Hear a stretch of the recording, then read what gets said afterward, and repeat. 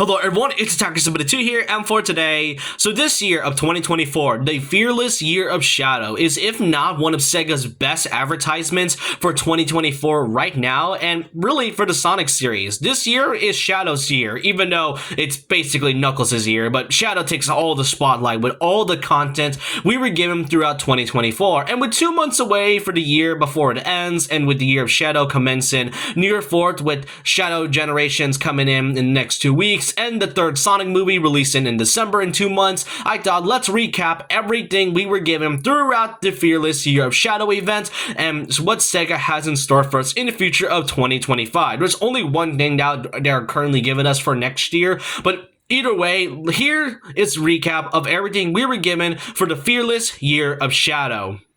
First of all, we were given some brand new art to celebrate the brand new anniversary of the Shadow the Hedgehog right here, and it seems that from this simple artwork by itself, you know that Shadow is definitely going to have quite a year. Starting off, we got ourselves Sonic Prime Season 3, with the final season releasing earlier this year at January. And regardless on how you feel about the last season, because let's be honest, Sonic Prime definitely had some ups and definitely a lot of downs, Shadow, if not, is really well done in this one. One of the best characterizations I've seen of Shadow the Hedgehog by a long mile. And I know I've said it a few times regarding about Sonic Prime, and it's like one of the few praises I want to give about the show. But really, I just enjoyed Shadow a lot, from the character and even the voice acting provided by the new actor for this show. So regardless on how you feel about the final season, Shadow is by far the best he's ever gotten, even before the Year of Shadow was even announced.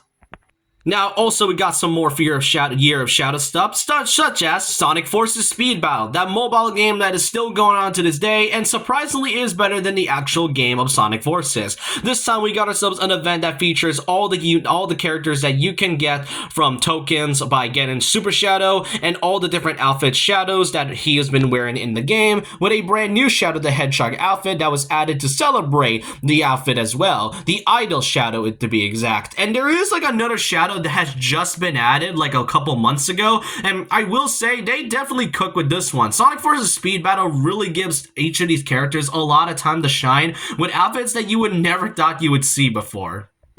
Now, Sonic definitely has gotten a lot more LEGO figures as of this year, and this 2024, we were given another LEGO set, this time featuring Shadow the Hedgehog, being Sonic the Hedgehog Shadow Escape, which it's great to see now. It's great to see Shadow now get a LEGO figure. We've seen him in LEGO figure form back in like LEGO Dimensions, and with Sonic getting a lot of new LEGO figures this year, somehow way treated better than Mario, you can see that this is definitely one of those things that you would really get as a collector.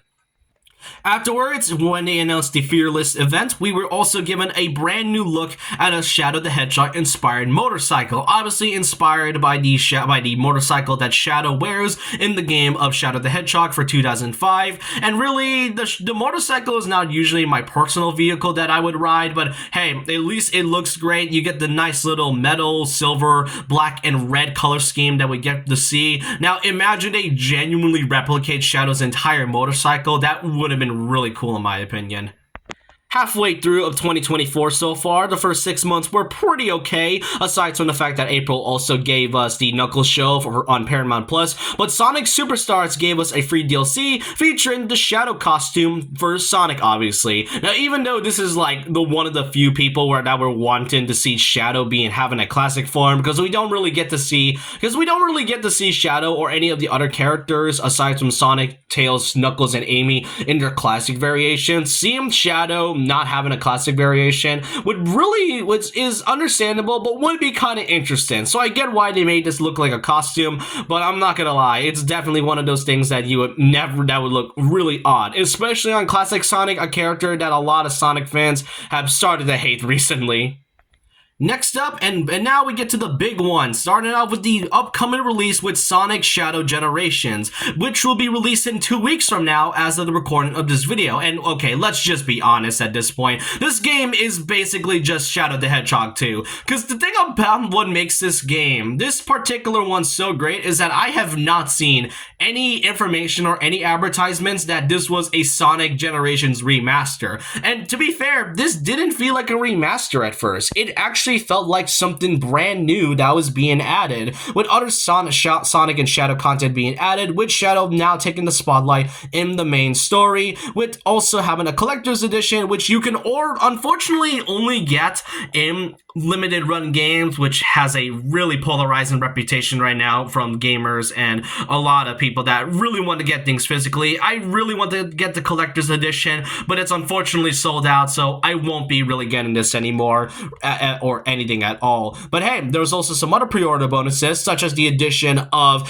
a reversible cover based off from the Japanese box art, a Sonic Adventure Legacy skin, which you can get from pre-order, obviously, and a Gerald Robotnik's journal that was detailing the insanity of Shadow the Hedgehog's creation. You can get this with any type of console, whether it's Nintendo Switch, Xbox, or the PS5, and really, it's great to see that they are really caring with their past projects, even if some that are pretty mixed. Sonic Adventure, I will like, and it's great to also see that we get the Japanese cover for the game, since that was only exclusive at the time when they announced it, so seeing it fully come to show with a reversible cover shows that SEGA does listen to their fans, and here's the feedback and criticism that was shouted from the fans themselves.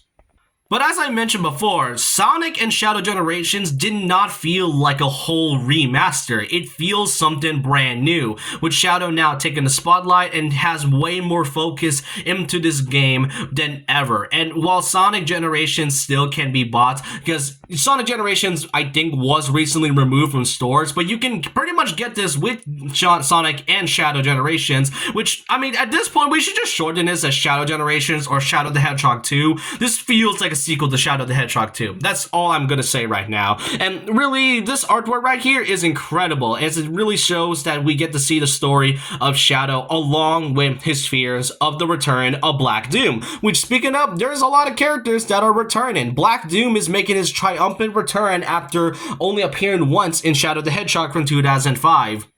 And I will say he looks really incredible in the modern style. I mean, I wouldn't really say modern, but it's definitely great to see a more HD version of the character, especially when it was really mixed at the time. Aside from Black Doom, we also got brand new abilities that was made for Shadow, being the Doom powers that Shadow has with the Doom Wings, the Doom Surf, and the Doom Creature, or whatever. Really, Shadow the Hedgehog has some great powers. This really gives off 2000 vibes, like edge, you know, like the era where everything was really edgy at the time. That's pretty much what this game is all about, and I'm all in for it. It's great to see Sonic now having its edge back, and really what made Sonic the Hedgehog such a great series to begin with that was standing out at the time. And as I said, aside from Black Doom, we also got the surprise return of the Bio Lizard, along with Metal Overlord from Sonic Heroes of all things, and Mephiles the Dark from Sonic 06. Now, there are some speculation that there is a likely chance that the Knight and Infinite would return in this game, because we got to see Chaos Island from Frontiers, and one of the stages, I think it's called Skyview Highway or something, I cannot recall, but there is a level that comes from Sonic Forces, so there is a likely chance that the Knight and Infinite would likely return. Even though I don't want to see Infinite, I am curious to see on how they are able to redeem the character. Like, maybe they could do the same thing like they are doing with Infinite right now. And I really am wondering whether if Infinite is going to be voiced by the same actor from Forces, and I really hope Mephiles is voiced by Dan Green again. But that's also not all. We also got ourselves a surprise return with Maria and Gerald Robotnik, which, yeah, this story will be focused on a lot on Shadow's past and trying to relive the trauma he's going through with the return of Black Doom, but he also is we're also likely going to see a lot of emotional moments between him and Maria, because obviously if you played Sonic Adventure 2, you would know how much of an impact Shadow's story has when Maria and Gerald are involved into this. And I gotta say, it's definitely great to see that their character models look way better than what they were in, like, at around 2000. They may have been revolutionary at the time, but seeing the characters, like, especially human characters, because we are not used to seeing them nowadays, it's great to see them with a brand new updated model. And Gerald definitely looks really different than just just looking like Eggman, but with a white mustache, and that's about it. And Maria, yeah, she definitely has seen better days in 2001, but I am glad that we are finally get to see more closure between Shadow and Maria's story arc together. And one more thing is at around December 10th, 2024, we are also going to begin the release of a brand new skin DLC with a Shadow skin based off from the third Sonic movie. And what's best about this skin specifically is that this one is voiced by the legendary Keanu Reeves. Yeah, that's right. This specific Shadow skin has a different voice, and it's going to be played by the same actor who's going to be playing him in the third movie. And that's what I find really incredible about it. And it's also taking place in a new level that isn't just any typical Sonic level. It's taking place in the actual world where the Sonic films are taking place at. I am liking how they're giving us a lot of fan service and really giving us a lot of Shadow content, especially with this one. I am curious to see how this connects to the story of Shadow Generations. And what's even funnier is that this specific Shadow, to be exact, is not the same one as from the Sonic movie 3 Shadow. That's a completely different character, while this Shadow from Sonic Shadow Generations is basically the Shadow we know in this game. So there's a lot of confusion with this one, but just for some clarification. And in order to make the hype way better with this game, we also got ourselves a brand new 3-episode anime show being Sonic X Shadow Generations Dark Beginnings, which started at around September 25th and then went on with the final episode, which released last week, with going on with the first episode, the third, and then the second and the third episode. And I'm not gonna lie, everything about these 3 episodes is incredible. The visuals, the choreography, the animation, the character moments between Shadow and his story and all. And recently, just today, SEGA has just released the entire 3 episodes into one, while also adding a bonus scene at the end. I won't say what the bonus scene is all about, but it will be pivotal to the story from what I can tell. Really, I am glad that we are getting a lot of great content, and let's not forget the biggest one of them all,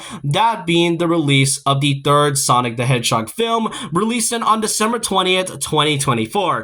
Coincidentally, the same year as with the same day, and basically 20 years after the release of Sonic Adventure 2 Battle on the GameCube, which is kind of funny to me. Really, Sonic 3 is one of my most anticipated films of 2024. With the addition of Shadow the Hedgehog, now voiced by Keanu Reeves, he looks absolutely incredible from the character design and basically the voice acting. Even though we heard just a few lines, this plot is definitely going to be insane. And how can we not forget Shadow doing the Akira slide on a building? That's just incredible. I'm excited for this film, and whether the final trailer is coming out next month, I can't wait to see this film in December. And then, not just Shadow, we also got the surprise return, or more notably, the surprise appearance of Gerald Robotnik being alive in this film. Whereas, acquainted to the games, he was mostly dead the entire time, like even before the events of Adventure 2. Even then, Gerald really might play a big role in this third movie, and I'm curious to see how they're going to change things up, because without Amy or Rouge, it definitely is going to be interesting to see